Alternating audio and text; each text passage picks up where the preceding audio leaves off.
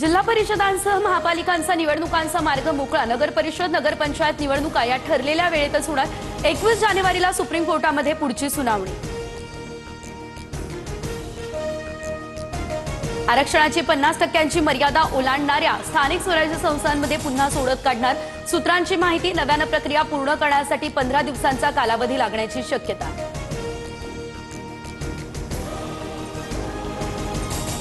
निवडणुकीत पैशांचा पाऊसच नव्हे तर अतिवृष्टी पैशांचा वापर करून मतं मागितली जात आहेत। सत्तेचा माज संपूर्ण महाराष्ट्र पाहतोय। उद्धव ठाकरेंचा सरकारवरती हल्लाबोल। बाळासाहेब आणि अटलजींनी केलेली युती ही कायम राहणार। उपमुख्यमंत्री शिंदेंचं रवींद्र चव्हाणांना उत्तर। 2 तारखेपर्यंत मला युती टिकवायची आहे, चव्हाणांनी केलं होतं विधान। सिंधुदुर्गात रवींद्र चव्हाणांना युती नको होती। राणे कुटुंबावरती त्यांचा वैयक्तिक राग दिसतोय। निलेश राणेंचा आरोप, तर मला पाडण्यासाठी कट कारस्थान सुरू असल्याचाही दावा। आम्ही सुखानं नांदतोय, आमच्या सोबत तुम्ही देखील सत्तेत या। उदय सामंत यांच्याकडून वडेट्टीवारांना शिवसेनेत येण्याची ऑफर।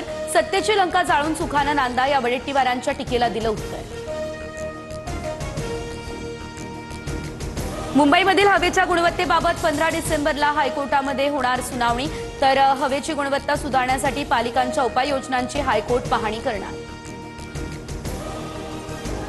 एल्फिस्टन पुलाचा रेल्वे मार्गिकेवरील लोखंडी सांगाडा हटवण्यासाठी मध्य रेल्वे 8 ब्लॉक घेणार। ब्लॉकमुळे लोकल ट्रेन आणि मेल एक्सप्रेसची प्रवासी सेवा कोलमडणार।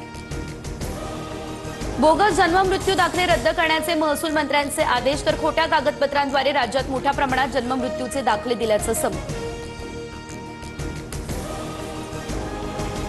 शेतीमध्ये 400 मीटरपर्यंत ड्रोन उडवण्यासाठी शासनाच्या परवानगीची गरज नसणार। कृषी क्षेत्रामध्ये ड्रोनच्या वापराला प्रोत्साहन देण्यासाठी केंद्राचा निर्णय।